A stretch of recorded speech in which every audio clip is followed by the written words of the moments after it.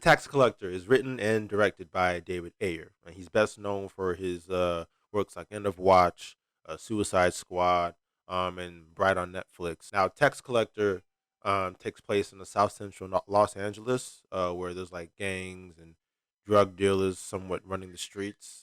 It's kind of like in that inner city area, and it's about these two bookies named David and Creeper who drive around. Um, like from place to place, to local shops and barber shops here and there to collect uh, taxes for the top boss known as the Wizard. Along the way, they meet this rival boss who is somewhat trying to take reins of the city while the Wizard is in jail, and they actually make him an offer to join his crew. And when they, refuse the offer, they end up pretty much all hell breaks loose. Talk about some pros about the movie. Now David is played by Bobby Soto, and this is his character is pretty much like a guy who's trying to juggle, being a family man and being a local thug in the streets. He has like two kids. He's engaged to this fiance or wife rather. I think we see him kind of like we see him like waking up to his wife, um, saying grace with the kids, and kind of like doing the whole daddy thing, and then cuts to him, in the streets being a badass. I have never seen Bobby Soto's work before. I think he's a kind of like a new up and coming actor. He did a pretty okay job. He wasn't the worst thing I've ever seen. He's not like the performance wasn't really groundbreaking or anything like that, but there were some times in there where he did seem a little bit cartoony. He did play like some of the aspects of the role a little too over the top. For instance, there's a guy that he's face to face with earlier in the film, and what happens is that he's kind of given this monologue about how what's going to happen if you don't pay your taxes, if you're short on your taxes or if you're short on your money, you know, you better sell your kids, better rob a bank, you better do whatever because no matter what happens, your taxes are due. And this is kind of like his way of first establishing that this is somebody that is very serious and this is a guy that you don't want to really fuck with. You can see that in the monologue he's really trying to exert this menacing, very intimidating presence. And I mean, this is just me. This is just my opinion. But when he was kind of face to face with the guy, kind of like really trying to grill it in, like you don't want to mess this up. It almost looked like he was trying to seduce the guy in a way instead of. I mean that's just me. It's just the way it looked. Like he was kind of like moving his head in a certain way and rubbing his hands like Birdman. I was just like, oh, okay, okay. I'm watching it. I'm watching it for what it is. So I'm not really expecting any Oscar worthy performance here, but it did kind of like look weird. It just looked weird to me. I don't know. Shia LaBeouf as Creeper is just as good. But to be honest with you, I have to say I was pleasantly surprised. I almost had a problem with LaBeouf playing a Hispanic character. I just didn't know if it was going to be uh, pulled off really any well because it's a white guy playing a Hispanic dude. I've only seen a few actors pull it off and do it well. And honestly, from the trailers too, you can tell that they really tried to sell his presence, that imposing, really method acting type character that he was trying to do because this was something completely different for LaBeouf to be doing. And I was pleasantly surprised. I'm not gonna even lie. Like seeing him on screen really did do it for me. I was believing his character. It's not a Oscar worthy performance like I was saying. Nothing really too groundbreaking, but I did believe that imposing, intimidating factor that he tried to put in there. Creeper is supposed to be this really it's like psychotic serial killing guy that like essentially is the trigger man. If somebody is short on their taxes or if somebody wants to like get out of line or whatever, stuff like that, he's the guy that pretty much will saw your head off. And I think they actually refer to his character as no, they do. They refer to his character as the devil earlier in the film. LaBeouf is actually quite shorter than Bobby is, and so seeing him kind of like exert that energy, it was pretty terrifying. To be honest with you, and I was pretty impressed.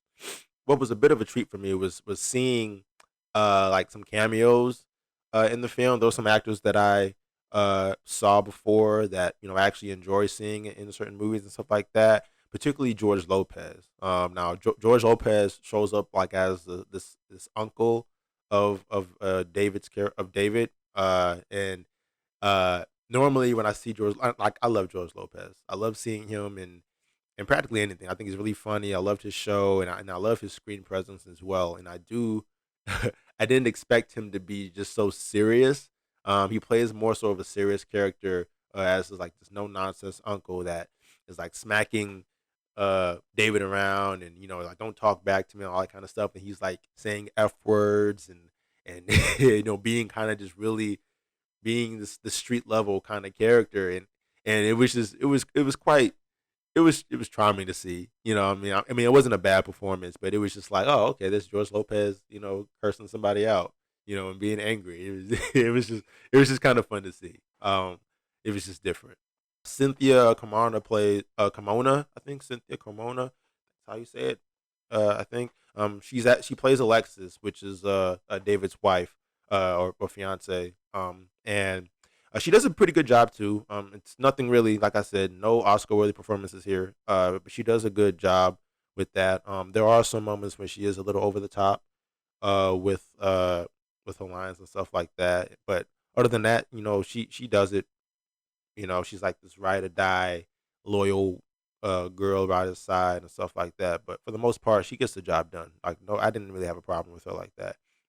The action sequences too, as well. When the action is happening, the like, it is exciting.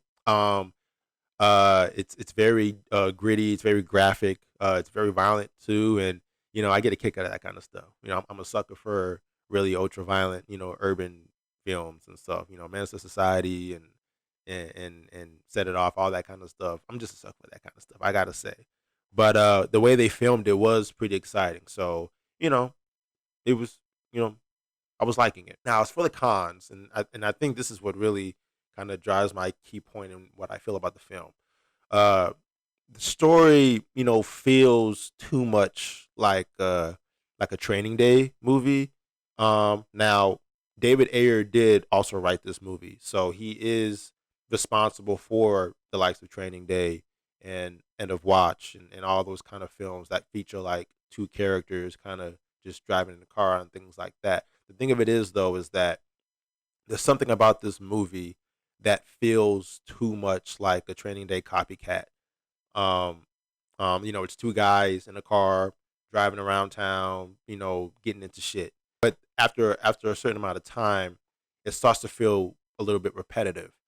And not to mention the character development is a little bit, well, not a little bit. It's not on par with Training Day. So it starts to feel just too much like a like a Training Day light kind of movie. And to top it all off too, the characters themselves in this movie, there isn't really too much differentiation between them, other than the fact that one has a family and the other one doesn't. Um, Bobby has a family. He seems to be more so the softer uh, gangster than Creeper is. Creeper is a single psychotic guy that just can't wait to kill people and things like that. But they're both killers essentially. Like they both have used a gun. They both have no problems with killing anybody. But there really wasn't any kind of like real soul contrast between them. Uh, which I really wanted to see, which I thought that I would actually see, from the trailers and just from the posters of the movie and stuff like that. That now there is one moment where they do like they're sitting at a party at his house at David's house, and they're sharing pretty much perspectives on life about Jesus and death and stuff like that. That's only like 2 minutes of dialogue that we really get that really shows their MOs about life and stuff like that. And I just wanted more, especially from Creeper's side. I know he's a psychotic maniac, but I really wanted something else from Creeper because Creeper was the standout in the entire film. And that's tribute. That's accolades to LaBeouf's performances. But there was a lot about Creeper that I really wanted to know. He's very mysterious, and all we got was that I kill people. The other actors though are just just so cartoony. Like they're just so cartoony. Like I get it's an urbanized drama. I know that some actors who are not from that world, they have to, you know, act street and things like that. But some of the lines that they were just delivering, and just some of the performances, it just felt so just it was just too over the top. Like I'm watching it and I'm seeing myself kind of laugh a little bit like, okay, bro, nobody talks like that. Like nobody says that anymore. And with the Spanish slang and the black slang and all that kind of stuff, it was getting real.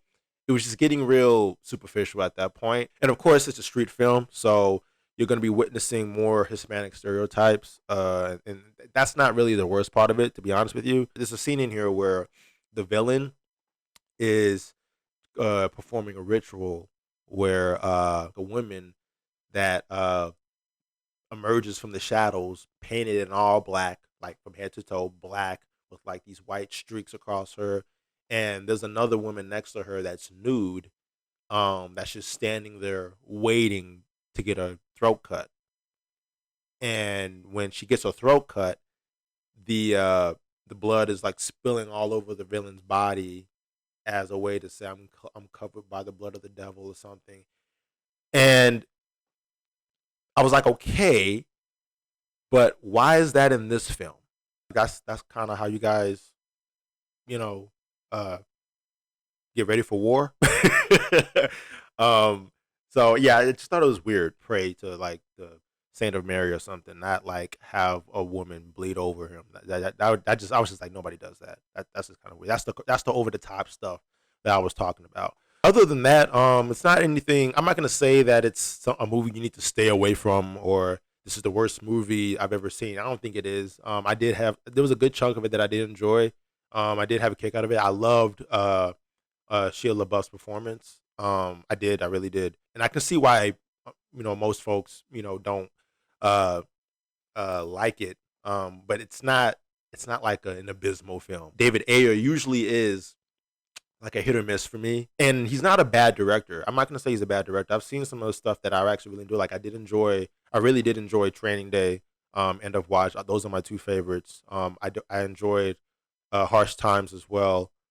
Fury was okay. I hated Bright with a passion, and Suicide Squad most notably is something that people really did revile. But other than that, he's not a bad director. I think it's just the scripts that he pushes out. A lot of his scripts usually need work, and um, with this film in particular, it had potential, but there was always just some trope in there that is like always bringing the film down in a sense. Again, Bobby Soto did do a really good job. I hope to see something else from Bobby that kind of shows a little bit more of his range and not something kind of set in this element. Because like I said, movies like this, I can see how there's a tendency to go over the top, being the actor and stuff. I can understand that, but I do want to see more from Bobby's craft to see what else he can do, like just his range. I wanted to see more range, and I hope to see more in the future. This is my first introduction to him, so but he didn't do a bad job at all. I'm not gonna say he had a bad job. There was some moments in there, but ultimately, it passed for me. I'm gonna give Tax Collector a 6 out of 10. It's alright. It's alright. It's alright. It's not Menace to Society. It's not Boys in the Hood. It's not um Baby Boy or it's not Harsh Times. It's definitely not a Training Day. Definitely. But it's alright. Check it out on Redbox or something, or we're in quarantine right now, so if you can stream it, great. But if you can Redbox it, cool. I'm not gonna say avoid it, but it's a good time. It's a good time. Just don't expect the best picture. So that's it for the review. I hope you guys enjoyed that. We're gonna be having more content coming very very soon. Stay tuned and make sure you like the button and subscribe. You guys take care.